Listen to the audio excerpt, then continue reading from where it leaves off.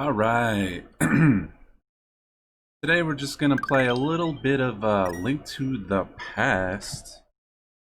Kind of a chill day. Probably not gonna get through the whole game like I did Donkey Kong Country the other day, or even Super Mario World, which only took a couple playthroughs. Um, but you know, I'll over time be going through the game, and I'll get to the end eventually.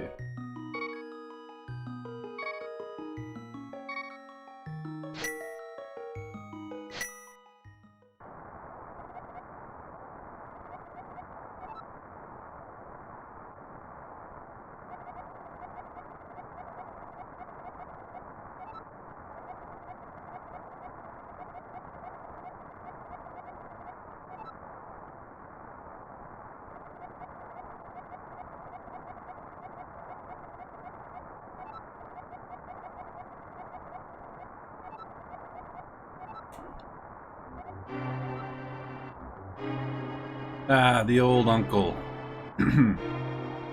Back when the timeline of Zelda wasn't really known, it was always speculated who he was.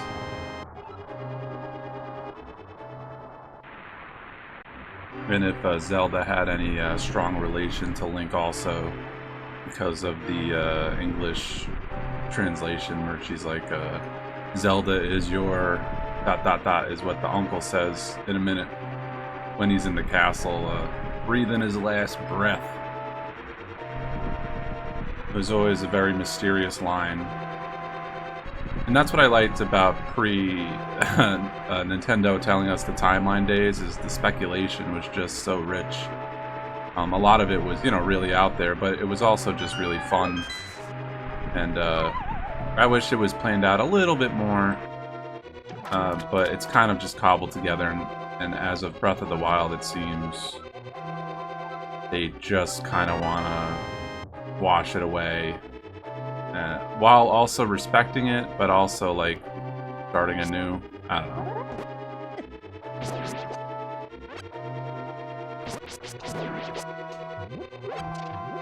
And this is another game like Donkey Kong Country or Super Mario World, where I played it a lot growing up, but I haven't necessarily played it in a long time. And then the other factor is... hang on, I'm just slashing some bushes. Anyways, the other factor is that, you know, I've watched a lot of speedruns, but I never really practiced any of that myself. I'm just more of a casual player, mostly. And then, I never... the other thing about that is I've watched a lot of them, but I haven't really picked up the tricks. I just know what I know from playing it in the past. So that's all the experience I have, really, that I've recollected or maintained. I'm sure there's lots of tips, secrets, you know, that I don't know. But when I used to play this game, or any Zelda, I usually would go for a completionist angle, you know, get all the heart pieces, get all the items, see all I could see, because it's an exploration kind of deal. And that was really the fun of it for me. Not like seeing, like, how fast can I get through the game, but like, just enjoying the intended developer experience, I guess you'd say. And now, you know, the way it's taken nowadays is pretty expansive. There's the randomizer for Zelda, and all sorts of other games too, which freshens things up. Because, you know, it really is probably like a played out thing at this day and age, but for me, I just still like the core experience. Like, that doesn't get old to me. It's like, you know, just like, the same thing hasn't happened with other media. Like, you know, you don't take a movie and, like, remix the movie, you know, and put the scenes in random spots or whatever. I guess there's fan edits, but that's the closest thing I can think of to counter my own point. But whatever. You know, whatever anyone does to have fun with the game is great. The point I have is, like, I don't have it in me to do anything else other than like just play the casual experience. I find that highly relaxing and enjoyable, less stressful. I don't have to like restart the game over and over if I mess up on a frame perfect trick or something. But power to anyone that does that and pulls it off, and that's amazing feats. But anyways, another reason I'm playing this game is last year I played the Link's Awakening remake on the Switch, and that was amazing. And that's kind of the I guess those games came out at a similar time, so I kind of pair them together. And I've been wanting to play this game again for a while. I actually wouldn't mind A Link Between Worlds being ported to Switch in some capacity. However, they could rework the second screen functions. If they could pull that off, that'd be cool. I also wouldn't mind an entire Zelda collection on the Switch. That'd be nice. I feel like the Switch is prime potential for putting collections of past Nintendo franchises in one place. Whether it's Zelda or Mario, Metroid, kind of like the Smash Brothers element where everyone comes together. They can do that for the games as well, and that would be amazing. And I'm also looking forward to Breath of the Wild 2, but I have no idea what to expect other than that brief trailer they showed. It shows potential, but there's a few key Zelda elements that are missing that are present in almost every other game. That's like when you do something new, you risk, taking away what makes something exactly what makes it so special. Not that it isn't a good game or a special game. It's different in good ways, and then if I look at the franchise as a whole, I'm like, I definitely want a sequel to have the opportunity to close the gap a little more and get that balance, which I understand is incredibly hard to do new while keeping old and satisfying everybody. But I think it can be done.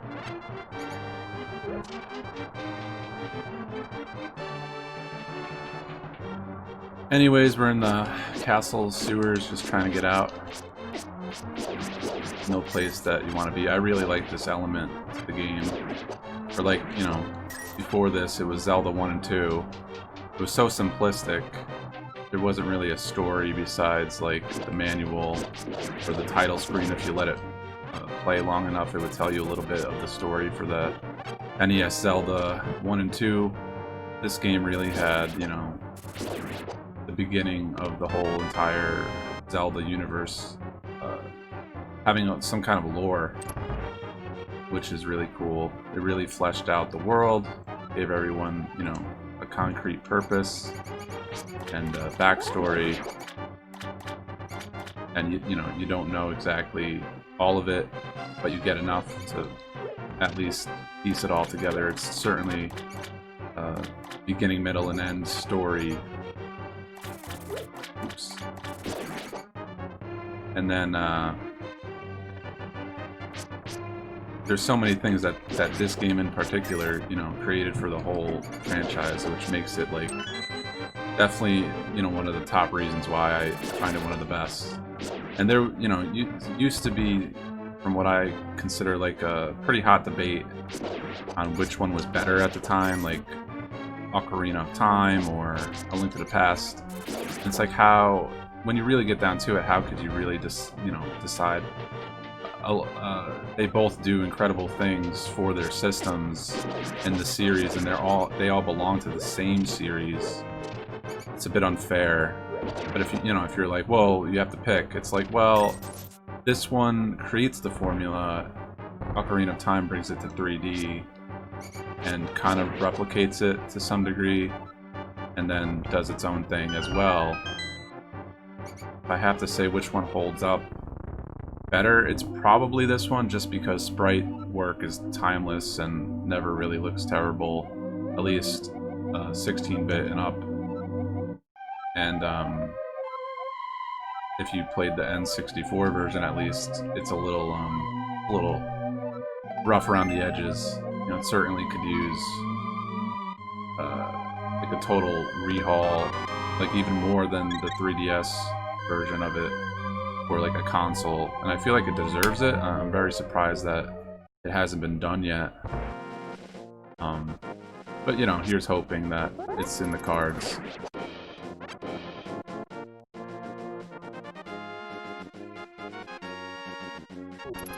So what's interesting is you know, while I'm playing and chit-chatting, I'm like coasting on any prior knowledge I had about this game.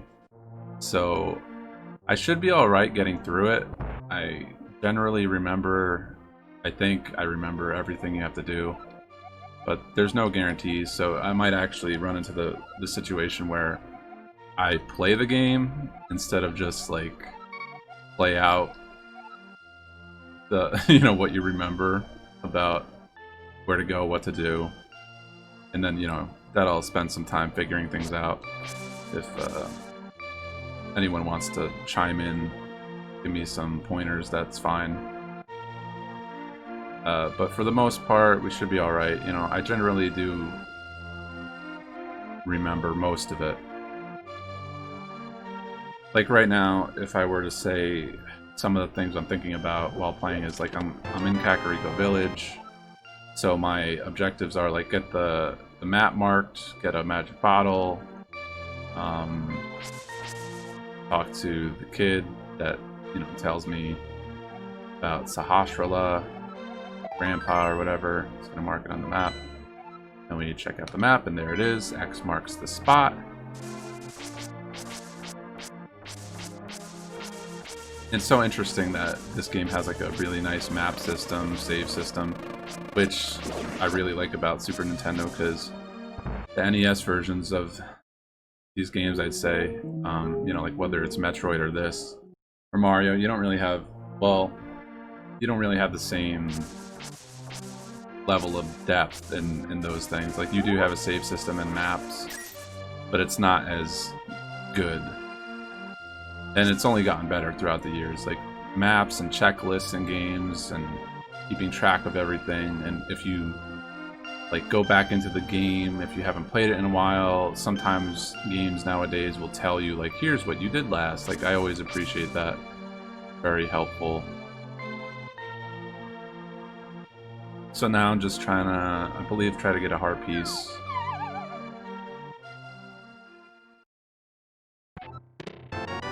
Get some bombs. I could use those to get another heart piece in Blind's hideout. Or like whatever it is right now, just like an empty house. Well, it's not empty, but you know, a little abandoned, I'd say.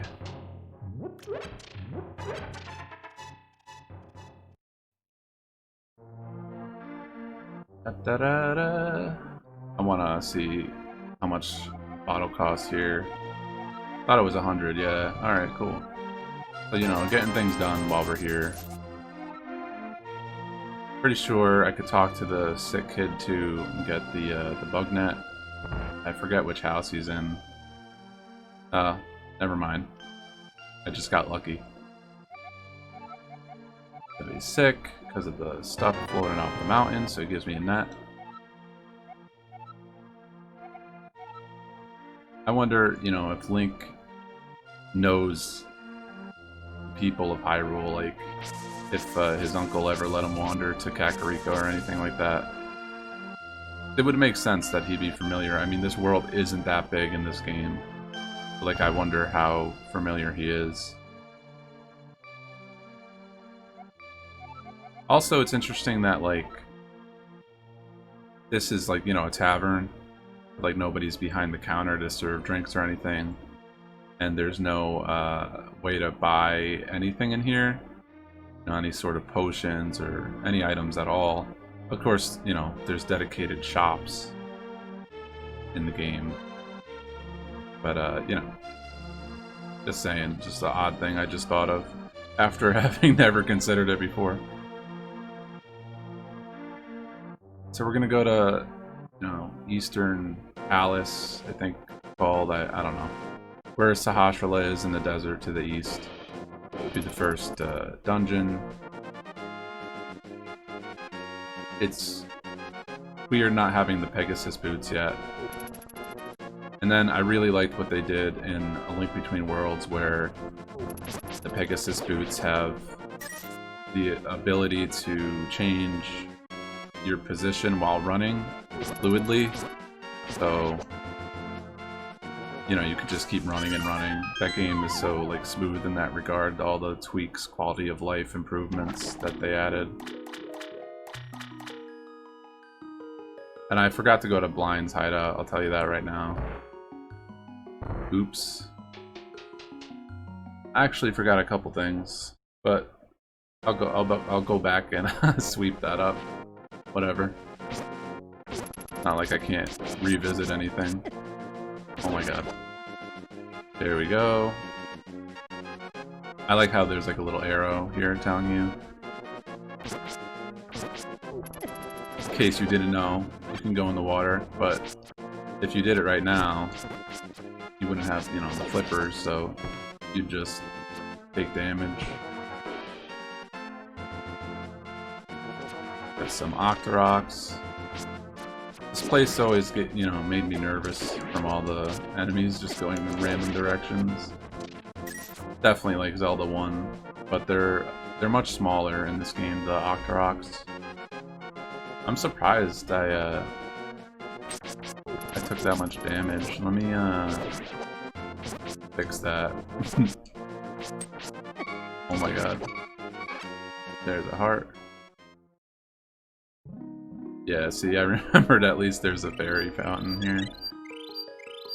That classic tune. Okay.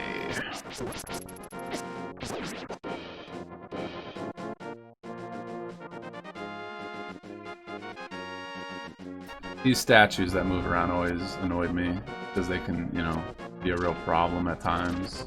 Nothing incredibly bad, but they take more damage and then they often get in your way. I guess that's the point. You know, they're guardians, I suppose. Telling you about the 3 pendants to wield the sword. Classic Zelda stuff that this game made possible.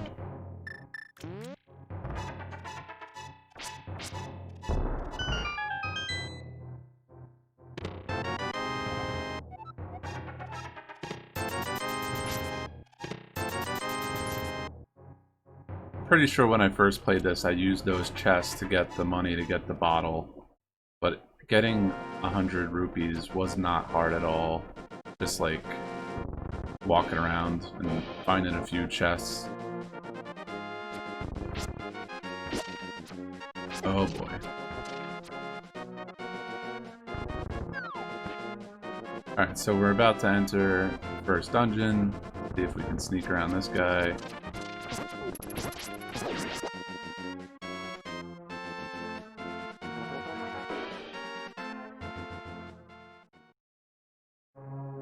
Alright, here we go.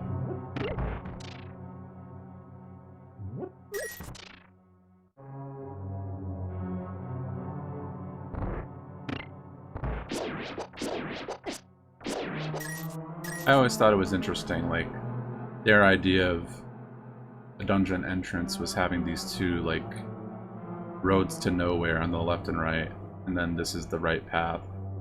It's just an interesting way to, like, if you didn't, I mean, if you went down the middle, you're fine, but just out of, like, exploration's sake, you're like, oh, I wonder what's over here, I wonder what's over there, and it's like, oh,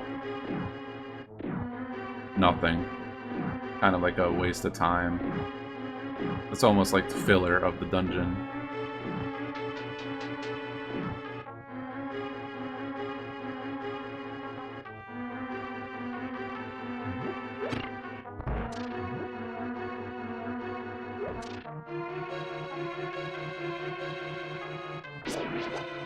And then these guys have like an interesting, you know, mechanic. I like the way they jump. It makes it seem like there's more depth to the game. Because I mean, we got multiple layers here, so you know, it's a multi-floored room. You could see through to the bottom floor, but you can't get there because you're on the top floor. Then you have skeletons jumping around in 2D space, but it kind of gives them, I don't know, like a 3D vibe, the way I look at it. Just interesting.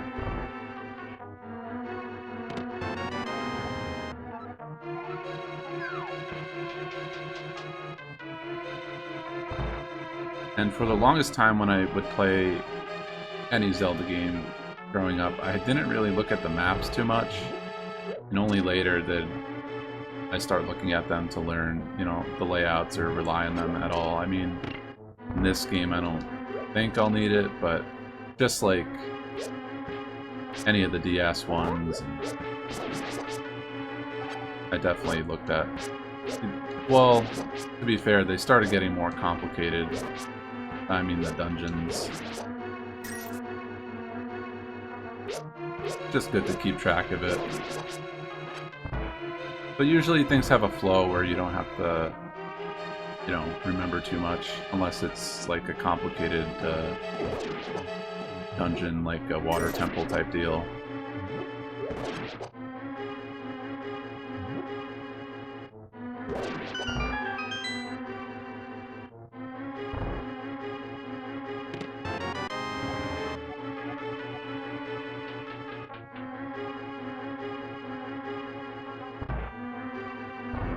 And I like how they use these blocks to have Sahasrara talk to you telepathically. Just like such a simple little thing where it's like, you just accept it. You're like, oh, cool, like, guy's like psychic, he's got powers, he's a wizard. Why wouldn't he be able to talk to me? And, you know, Zelda also can do that, which, you know, is really indicative of, like, the sage-like power, you know. And then in Wind Waker, you also get an item that lets the King of Red Lions talk to you through like a little stone. But I think Tetra also does it, which also, you know, spoilers, but that's Zelda. It's like, you know, it all makes sense.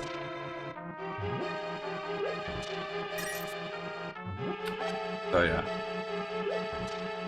Interesting, you know, theming that has continuity.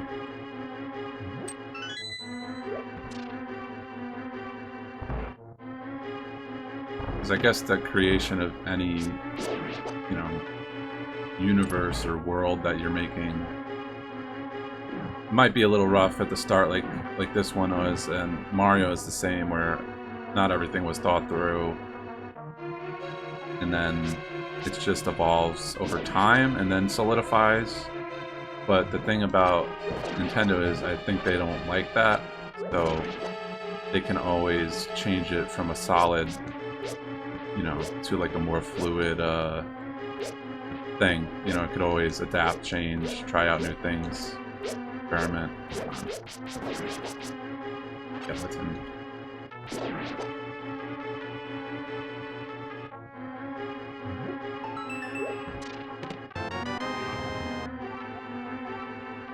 I'm pretty sure there's a way to step on that switch immediately. I just don't know what it is. Like when you walk in that room, it doesn't really matter that much, but pretty sure I saw that before. Then about to get the bow and arrow. Pretty good first item to get. If I remember right, getting the bow and arrow in the original Zelda, you got like the bow and then arrows. I think it's like you use money for ammo, but I don't remember if you had to like get the arrow separately before you could even use it, or if it was just a silver arrow. I don't remember, but something like that. Whereas in this, they just give it to you, and also arrows are its own thing, not money or rupees.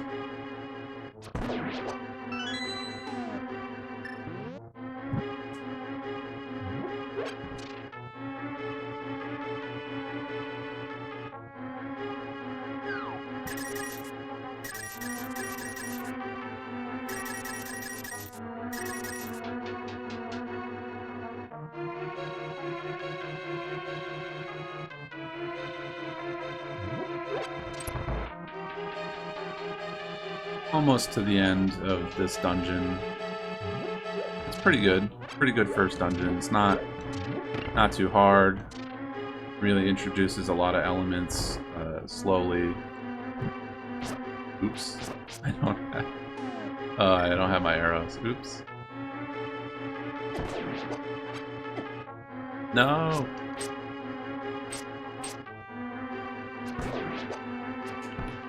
Oh boy. Alright, there we go.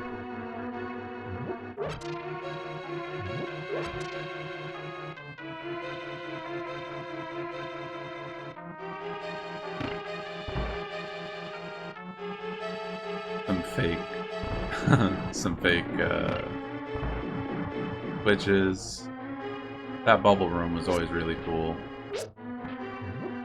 Like something out of Willy Wonka.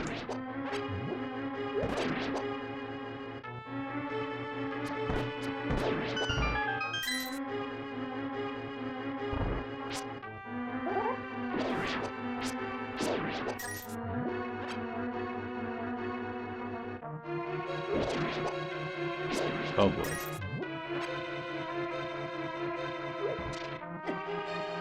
Alright, they don't get hurt by pots.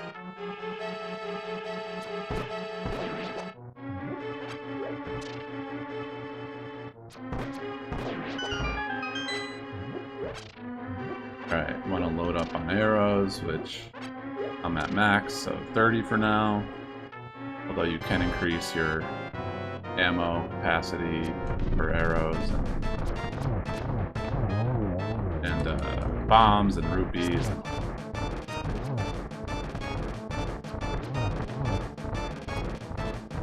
Ah, man.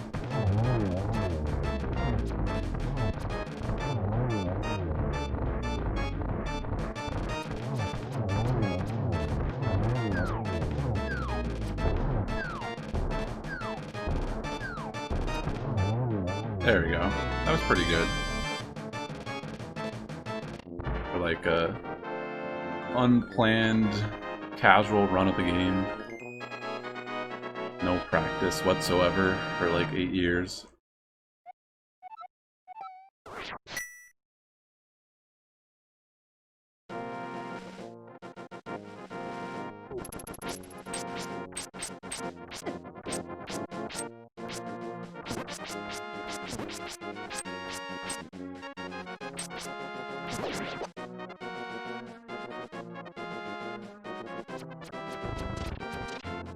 Alright, so now that we beat the first dungeon, we go talk to Sahasrahla, get them boots, get the Book of Medora, maybe go back to Kakariko, get some stuff.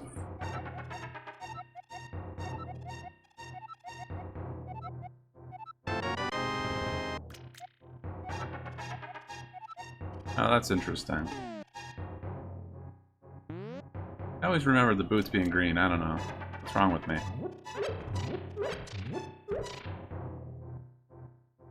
Pegasus boots. Very good addition. Most of the items in this game are pretty awesome. Even the optional ones. Like the ice rod and cape and whatever.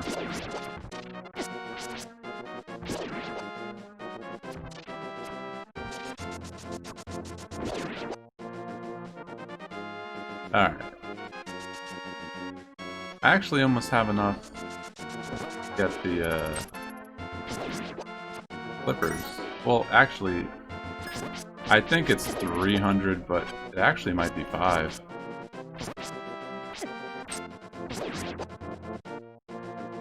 But I can't get there yet anyways, I don't think. Alright, I'll just keep saving up.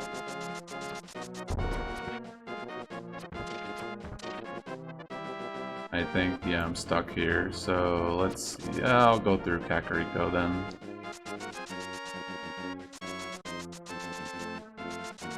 cool that they let you run and use the angles to slide.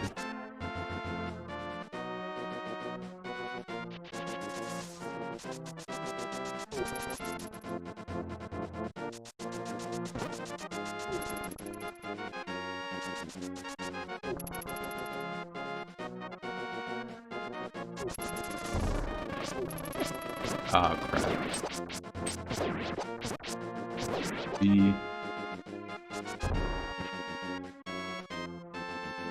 Wonder, is there anything here?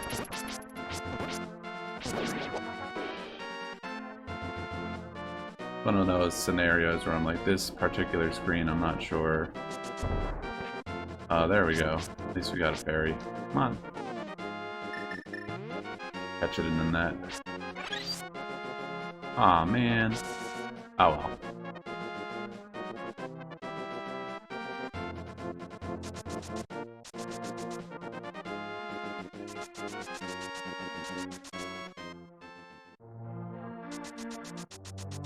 Alright, so now that I'm back here, let's see what I can do.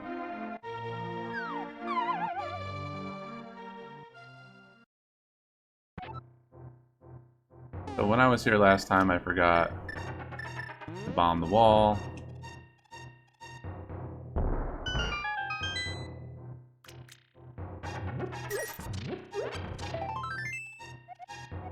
Get the piece of heart.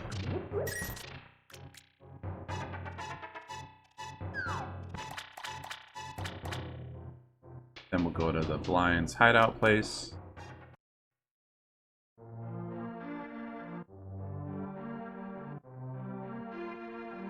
Wait, it's north? There we go.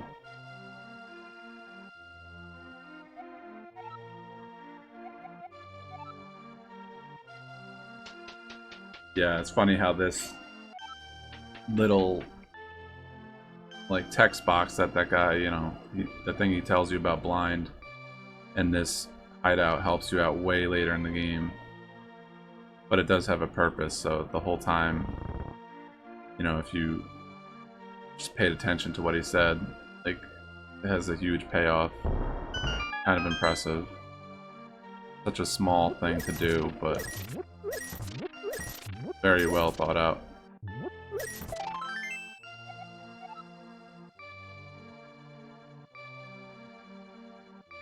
Let's see.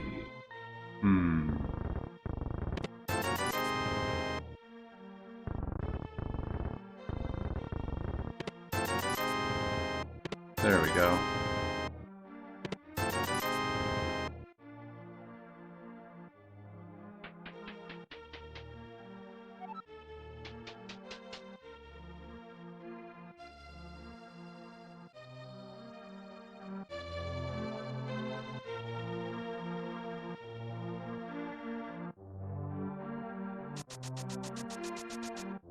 Sneak past the villager, who would probably sound the alarm.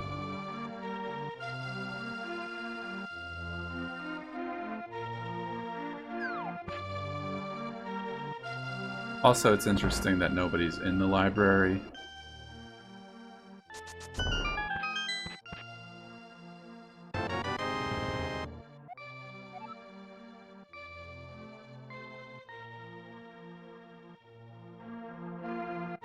This has like a very specific purpose of getting the book. Kind of random, considering its importance. But it does emphasize exploration is key, which you probably knew anyways if you're playing a Zelda game.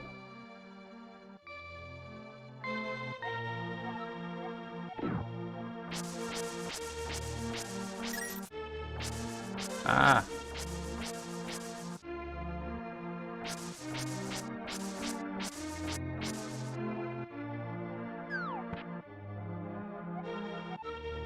Oh, wow. 14 seconds. I didn't even use the Pegasus boots. That's lucky.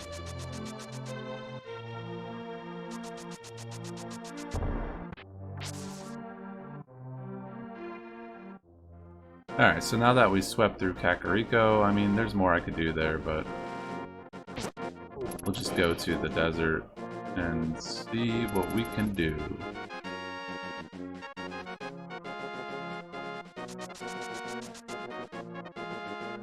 Oh yeah, I want to get a, what is it called? Berry in a bottle. Probably do that here. This is a good spot to load up on fairies.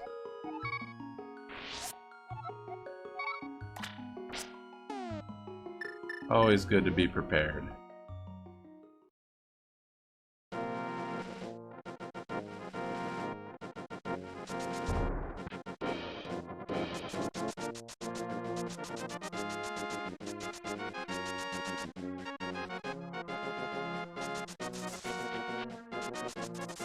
We have another bombable wall here. Whoops. Got another fairy fountain, which is perfect timing.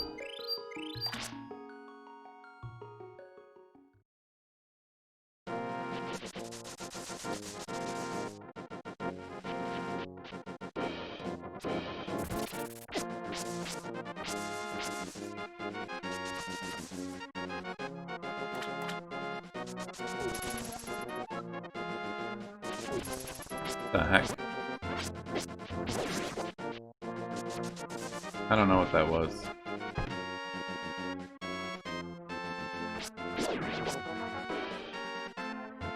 Yeah, this guy's interesting.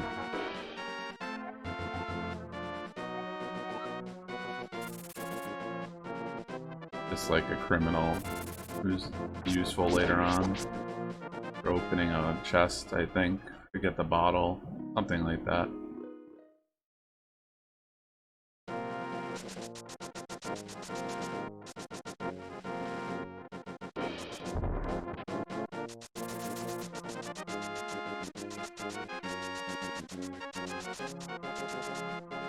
Very cartoon looking desert. It's pretty awesome.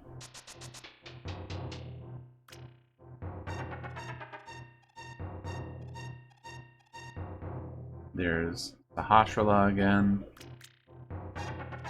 I always thought it was a different person, because I never considered he could, like, travel. I just thought it was a different, like, wizard.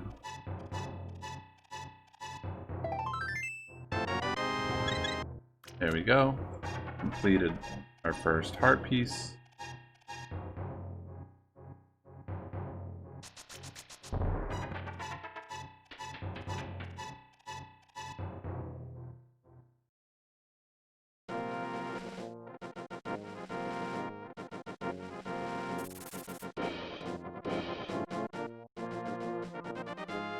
Or maybe that's our second, actually. I don't know. I'm like looking at them counting, I'm like, This part's always funny to me. I was praying to open it, and it works.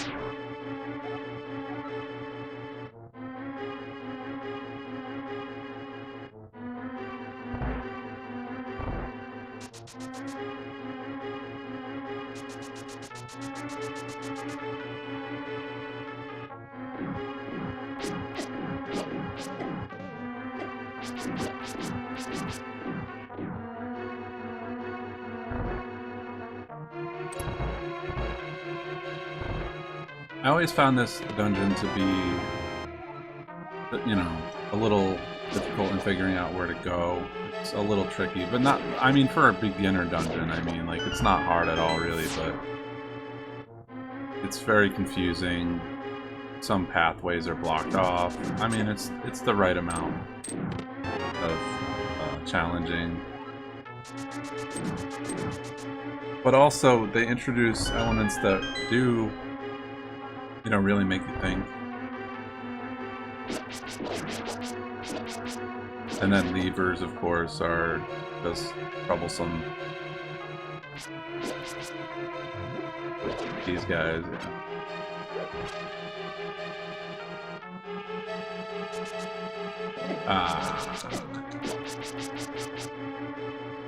Those guys are like mini bosses in the first game, and in this one, they're pretty much just like, you know, common enemy, but also boss. Interesting. I mean, it's not the same creature, but similar. The worm thing. Oh man, what am I doing? There we go.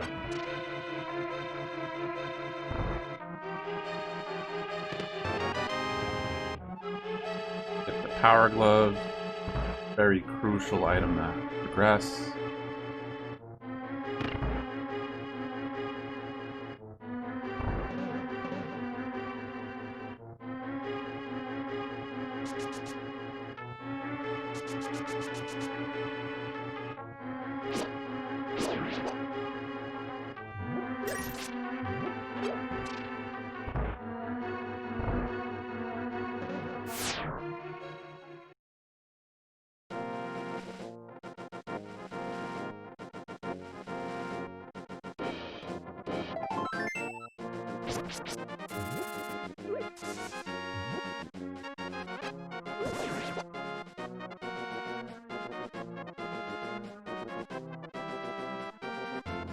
Whoa.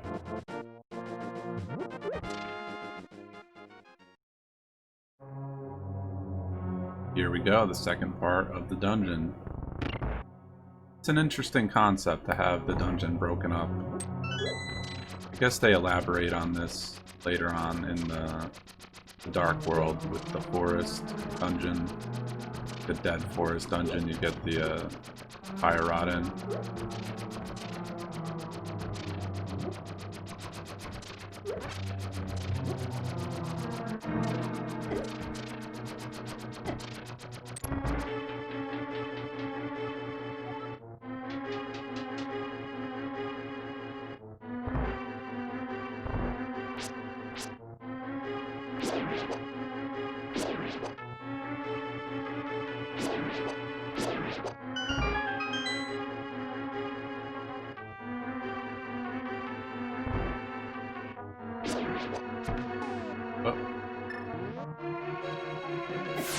Aw, man, I thought that could block the laser.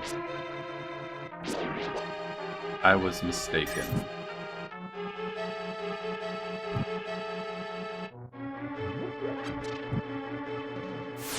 Guess there's no point to that.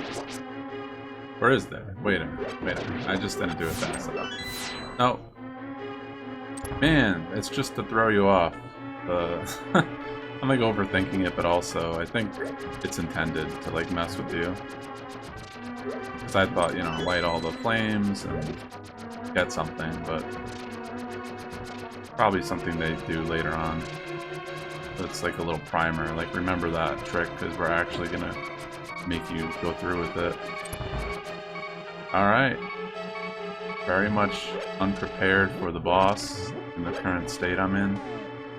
Let's see. I got 2 fairies, so should be alright.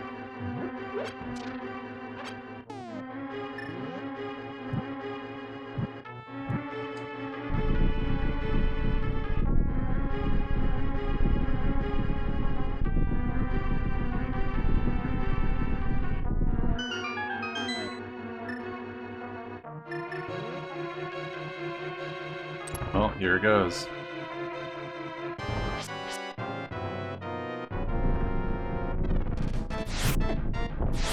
Ah!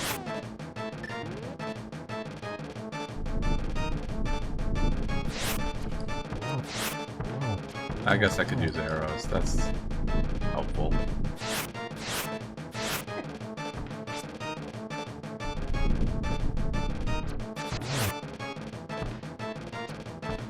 Aw, man.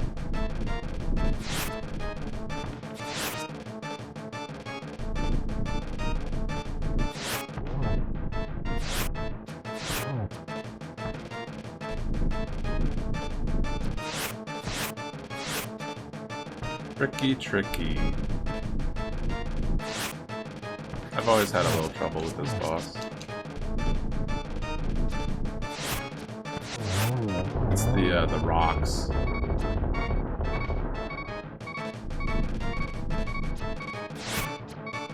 Yeah, that.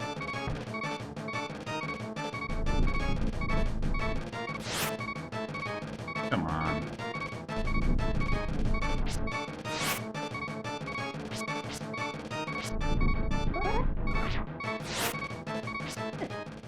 Ah. So close. That's why you prepare.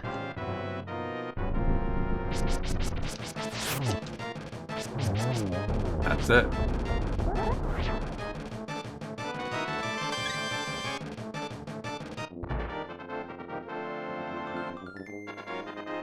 And there we have it.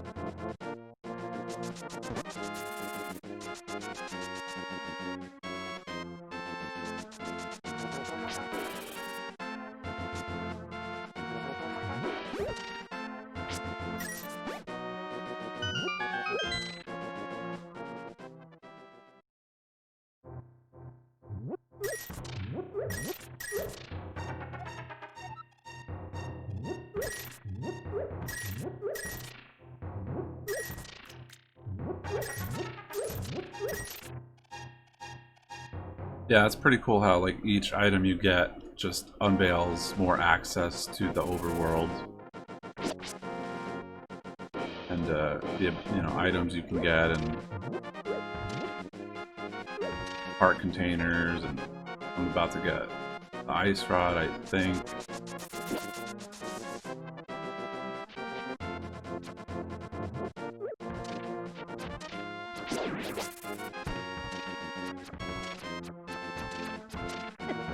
Whoa.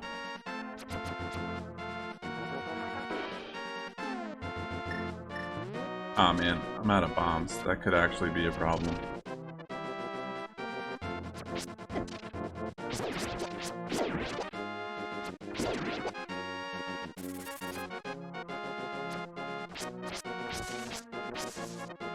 There might be some... I mean, I could, go to a shop and get some, but there might be some in here. Worth a shot. There we go.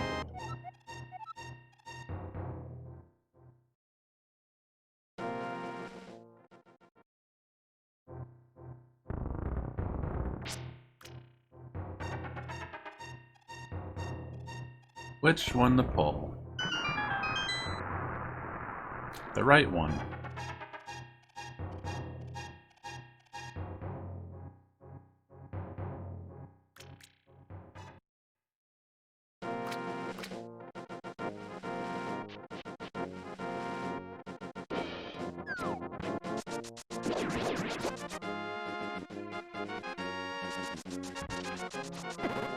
Ah! Choo-choo.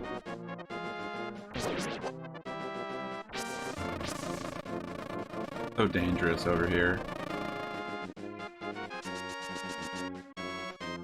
Especially this guy. What the heck?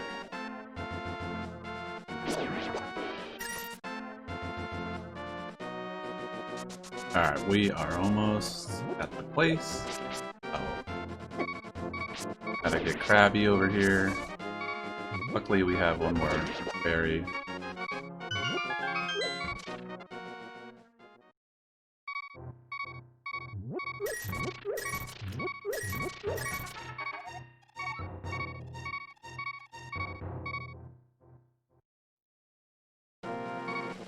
Alright, we got a bomb.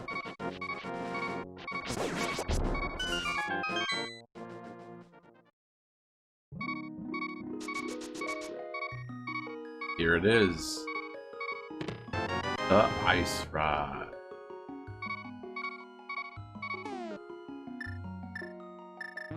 Definitely a cool weapon.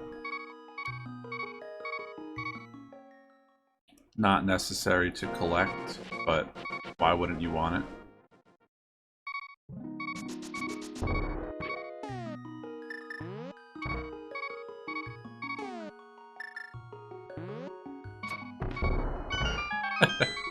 Trying to make it blow up faster, even though it goes really fast anyways. Alright, let's get another fairy. Keep it in a bottle and then heal up.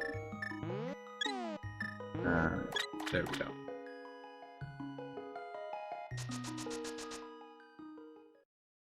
I'm pretty sure from here my goal is to, well, a few things, but I want to get the flippers.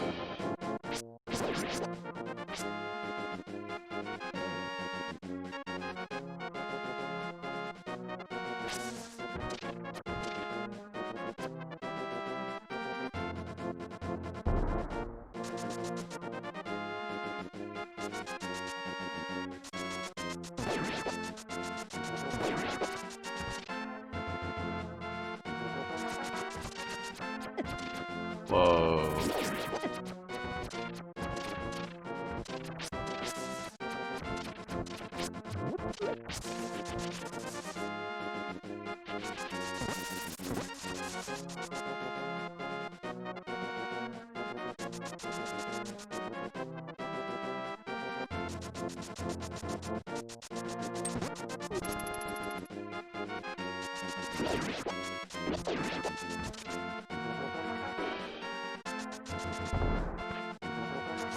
I also want to pick up the magic powder, because I need to get myself cursed to get some magic power up.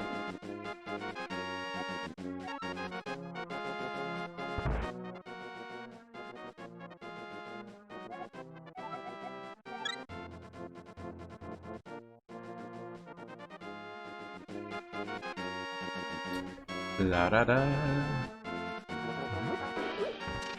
Amazing music in this game, just want to point that out in case you didn't know.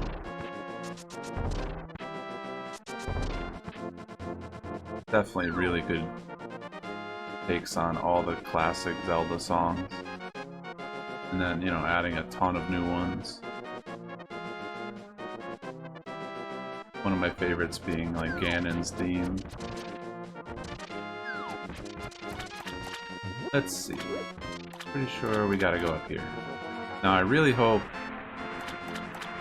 not 500 rupees. I mean, I'm pretty close, so it's not that bad, but that would be awkward. Ah, come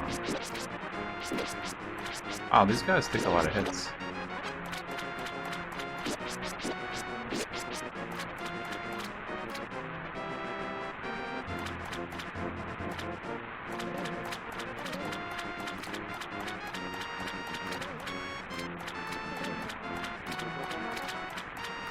Ah, man, I was like, I didn't want to get faked out. I know it's like a maze. A little bit, like tiny bit of a maze to get there, but there we go. Talk to the old King Zora. It doesn't squeak as much in this game as in Ocarina of Time.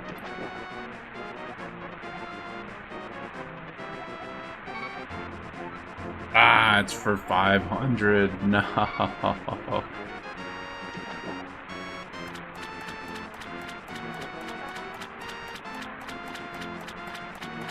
And there's like no way to get money over here.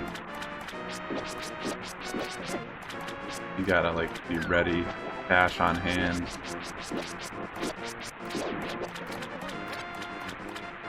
Of course they just drop bombs.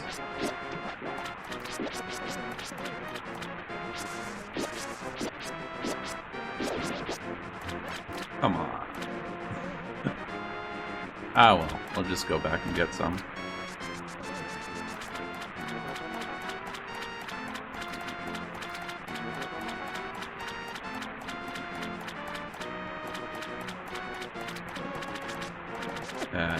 I'll go this way. Back where I came. Hopefully, not too hard to get money. I mean, normally you just cut grass. Link's like the ultimate lawnmower.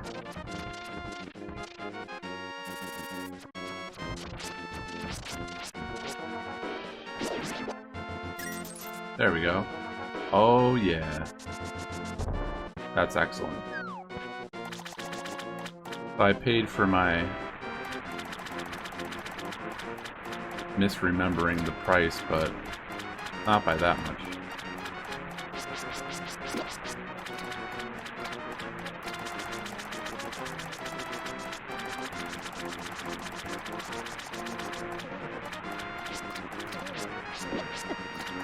Ah, come on.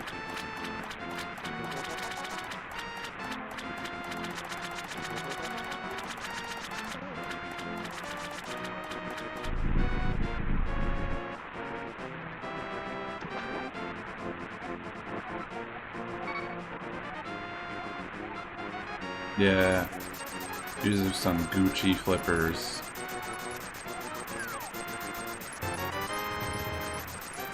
There we go. Now I can swim. That's it. You don't need lessons, you just need flippers.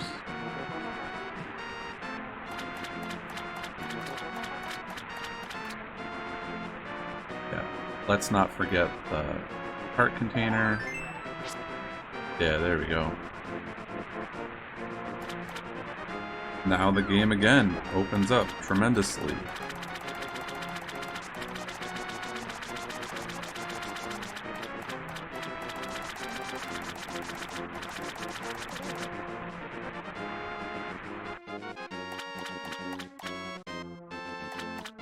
And from here, you know, I'm just thinking, what are all the things I can do with the tools that I now have? And the answer is quite a bit. First thing I'm gonna do is get an upgrade to the boomerang.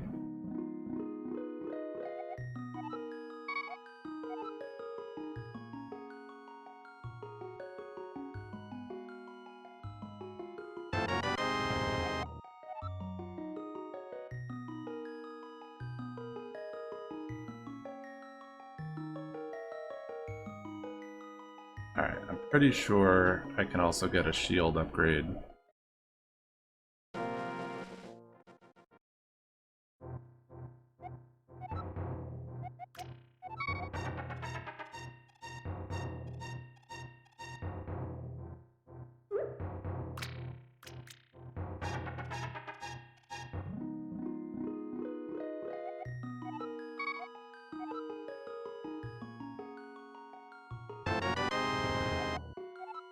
There we go. Improved shield. Then I gotta get the... Oh yeah, right. Okay, so I was like, I need the powder from the witch, but truth is, I need to give her a mushroom first. So I should go get that.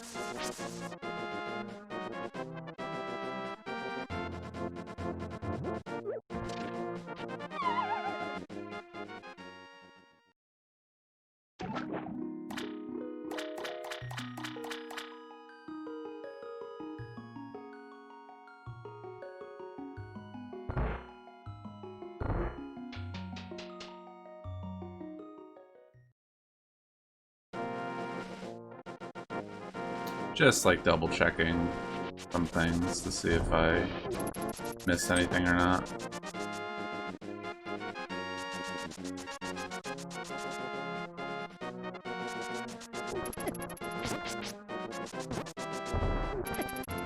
Ah!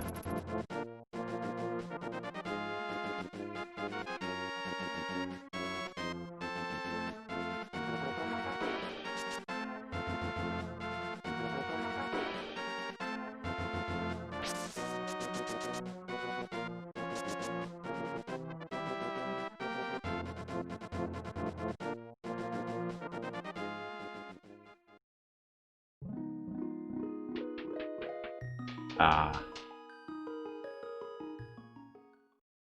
One of those scenarios where I don't think I can get that yet.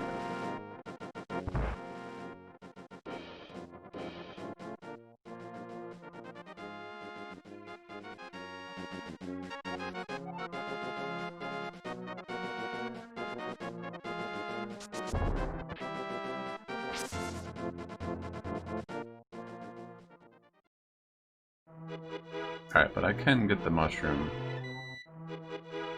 Pretty sure.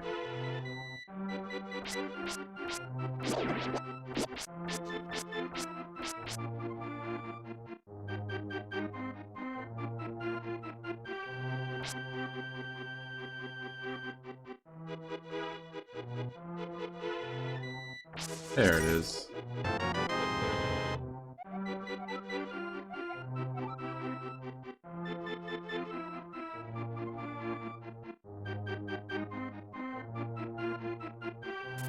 Cool fog transparency effect. I always like the little Super Nintendo effects that make, you know, fog or make like water look wavy, like in Donkey Kong Country.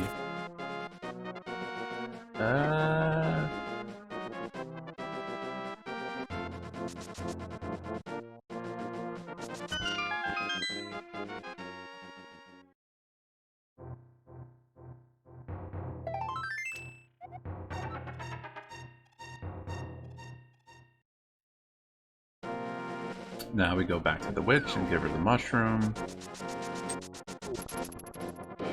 And we'll get the powder. It's very nice.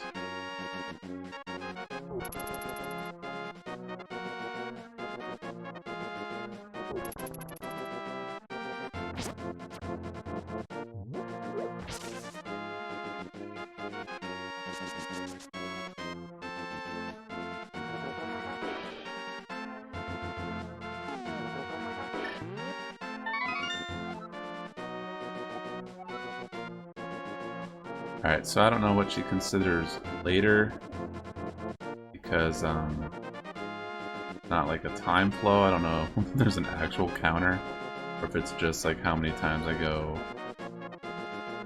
you know, back and forth on a screen, or inside and outside. I'll try a few different things, come back to her.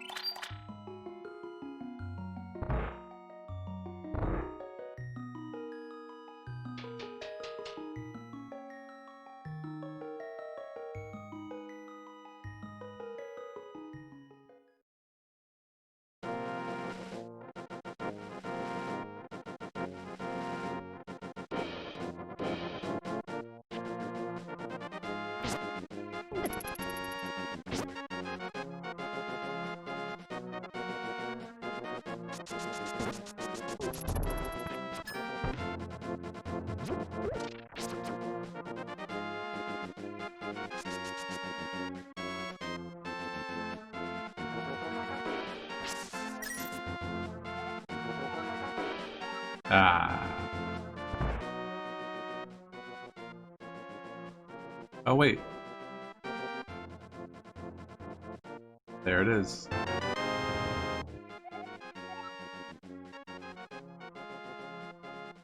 Got the magic powder, which is fantastic. So now we're going to go use that to increase our magical capability. Which isn't so obvious at first, but kind of funny because the method you do to get it makes it seem like something bad is happening, but it's really something great. And that same concept is used in Paper Mario in the Thousand-Year Door, where you get cursed, but really you're getting more paper abilities.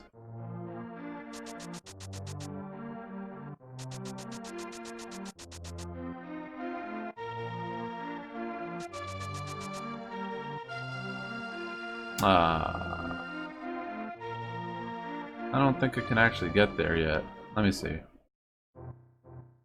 Nope. I need the hammer. Ah, man.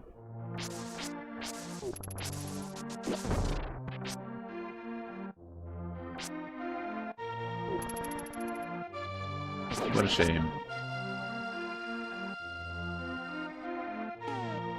Well, I have the powder for, you know, when that comes into play. Guess it's just time to go to Death Mountain.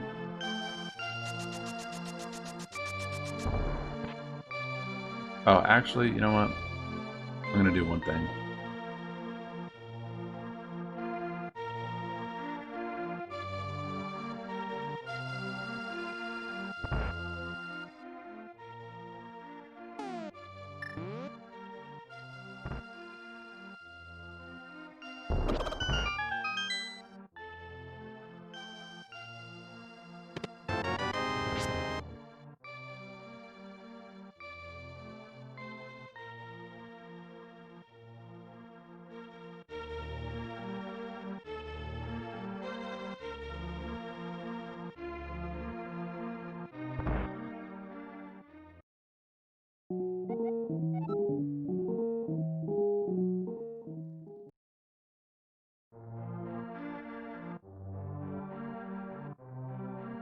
Ah, here it is.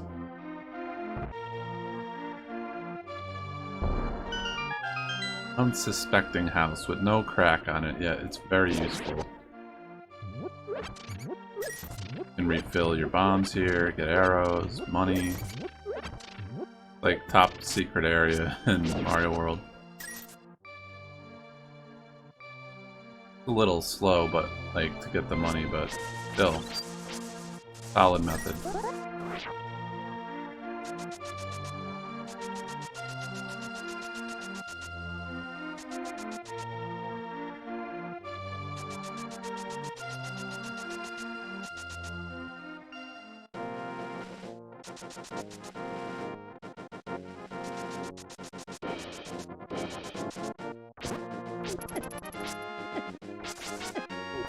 Oh my goodness.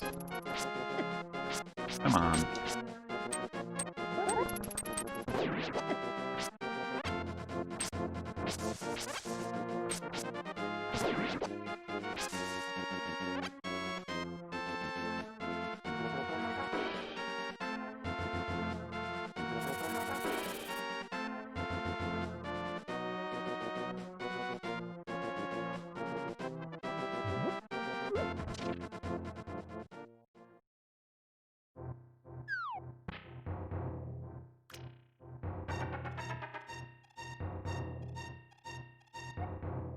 Find the old man. Help him through the mountain. He'll help you by giving you the magic mirror. He oddly has a lot of info about the lore of the Triforce, Sacred Realm.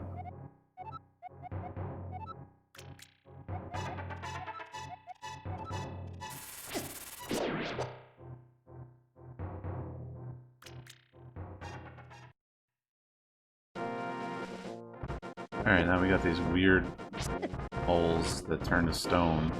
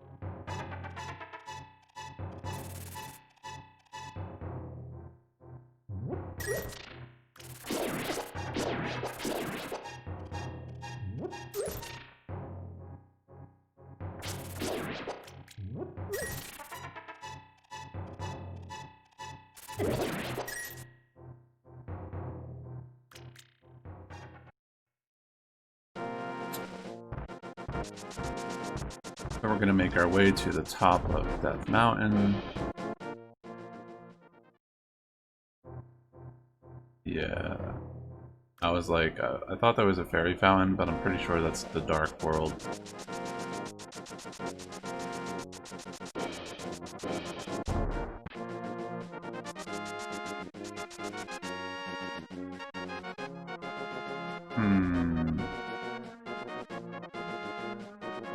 Oh, here we go.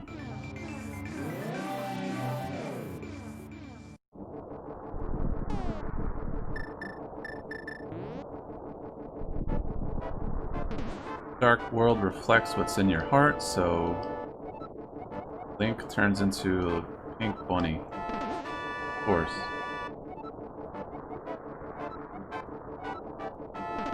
Now we need the Moon Pearl. And not to talk to this guy. There we go. Look at that.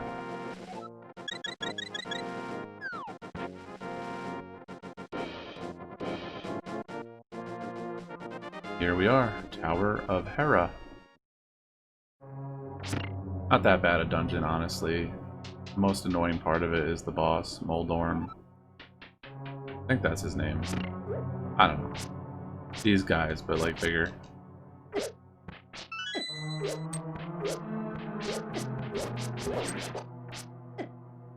In Link's Awakening, like the remake, they made him look kind of like a hamburger.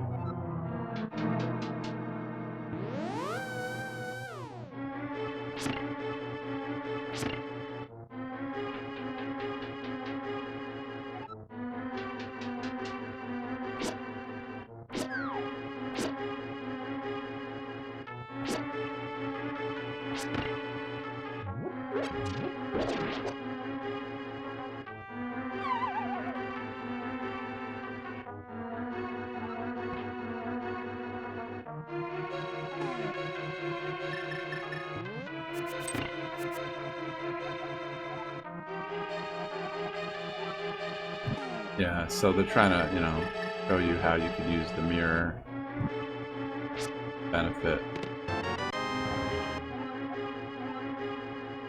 I think these guys are Helmosaurs, but not 100% sure. I actually might be wrong. Pretty sure that's just a Dark World thing. And then there's like the Helmosaur King. Good enemy though. Either way.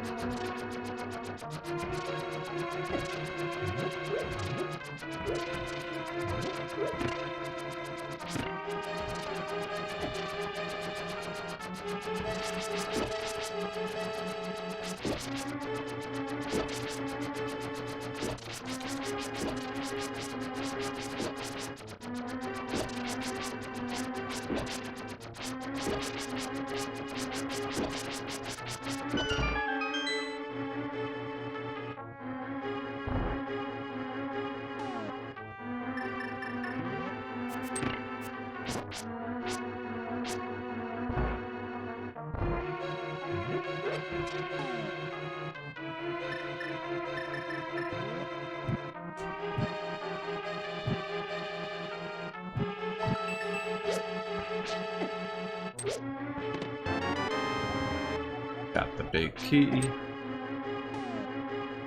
Use the mirror.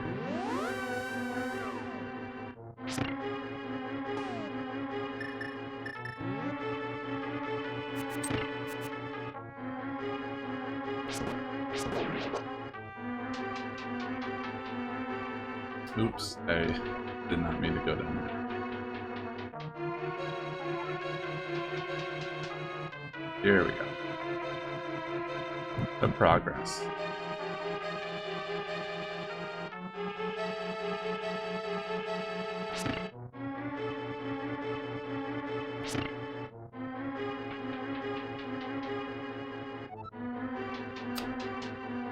Now let me see.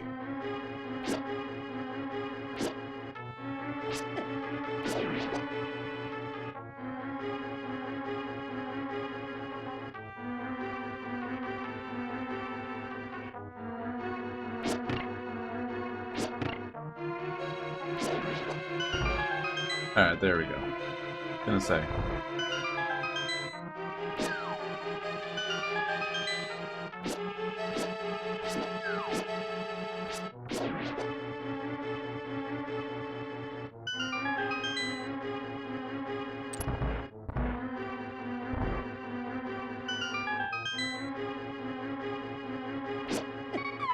Ah.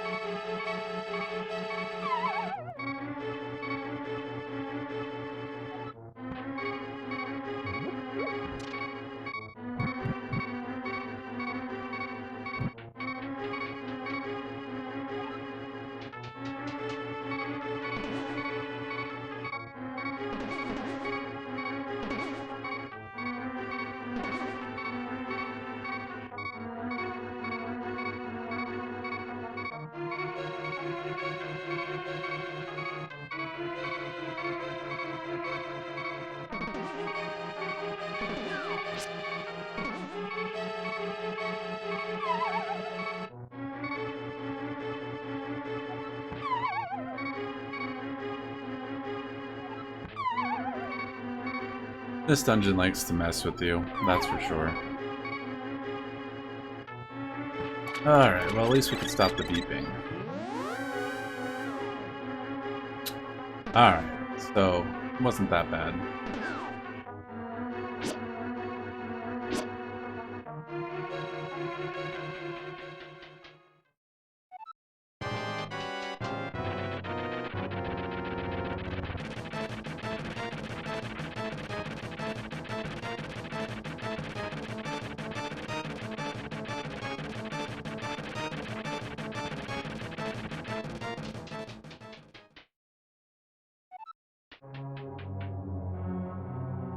Alright, so I think I understand.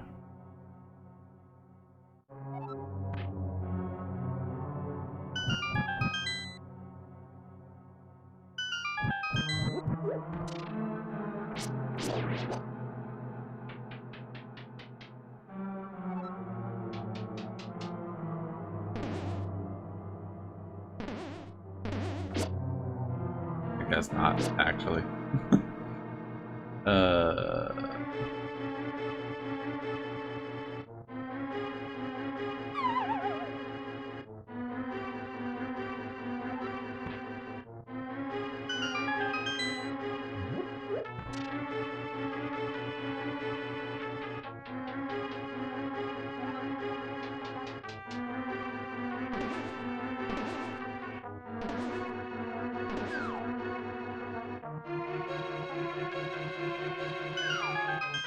There we go. I don't know why that wasn't the case before.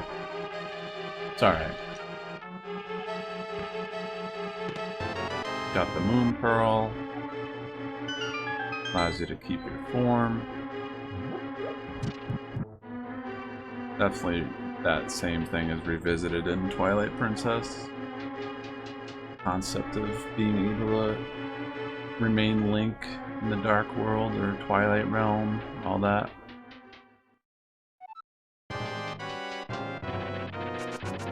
Alright, let's fight this guy. Pain.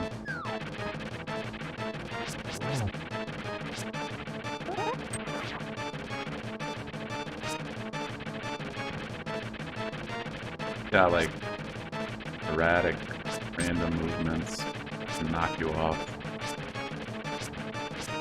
Come on.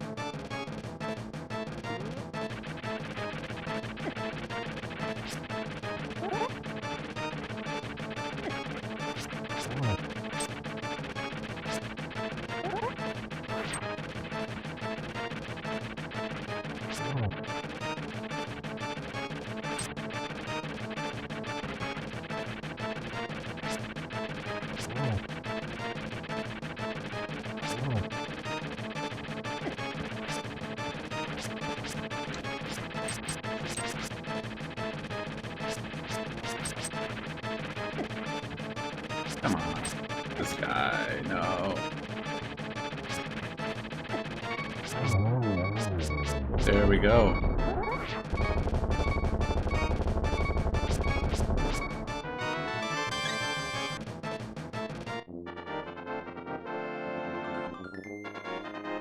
That's it. 3 pendants.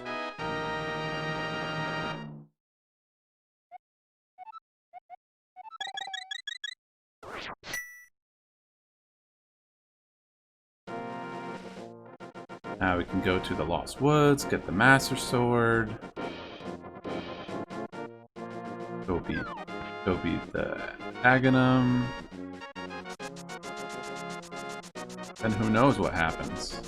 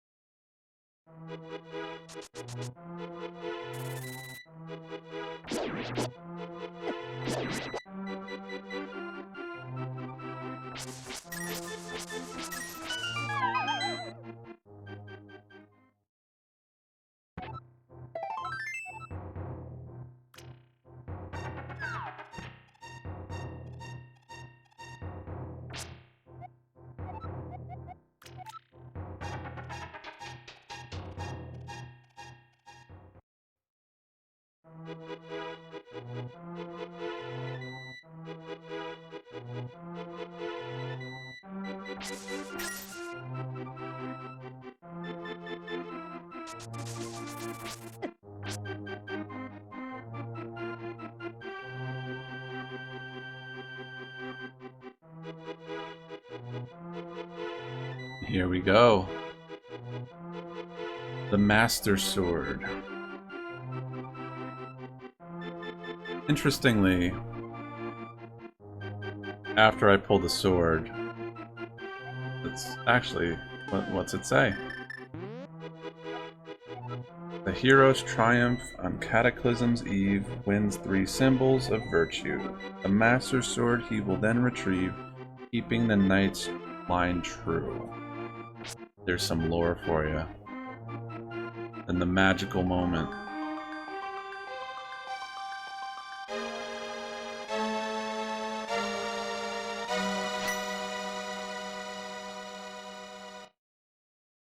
Unforgettable. Ashrala contacts you telepathically. Cosmic. It is extraordinary that you won the Master Sword that makes evil retreat. With this shining sword, I believe you can deflect the wizard's evil powers. The destiny of this land is in your hands. Please, Cosmic. That's it. He disconnected. Then all the animals are like, yeah, you can do it. Go get him, stab him, you know, kill that wizard, bring me his head. All that. Anyways, I'm actually going to go fight Aghanim next time I play, because I gotta take a break here. And so next time I play A Link to the Past, which might be a little bit later, because I'm gonna play, you know, finish up Pokemon Sword, but